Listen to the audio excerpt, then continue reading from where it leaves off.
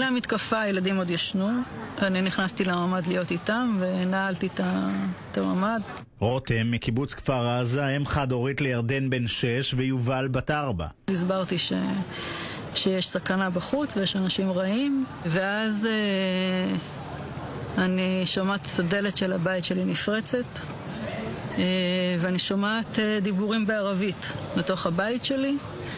אני מנסה להחזיק את דלת הממ"ד, שהם לא הצליחו לפתוח, אבל כמובן ש6 מחבלים שהיו בתוך הבית שלי הצליחו לפתוח את הדלת. הם ירו כדור אחד על הדלת כדי לפתוח. במזל הדלת נפתחה והכדור רק שרט אותי והמשיך ופגע בארון, והם נכנסים ואני אומרת להם, יש לי פה 2 ילדים. הדבר הראשון שאני אומרת להם, בעברית? לא, באנגלית. הם מסתכלים ואז אחד אומר לי באנגלית, אל תדאגי, אני מוסלמי, אנחנו לא נפגע בכם. זה תפס אותי מצד אחד בהפתעה, מצד שני זה הוריד לי הרבה לחץ, וישבתי עם הילדים שלי, והמחבלים הביאו כיסא מהפינת אוכל.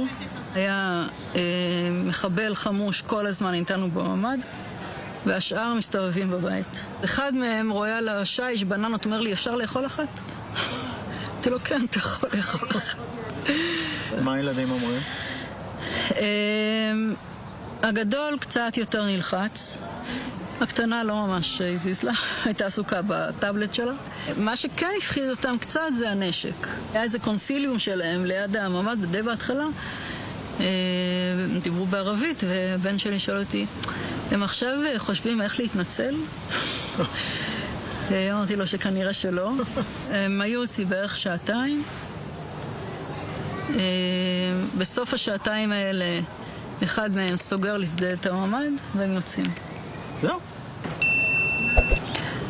וזהו.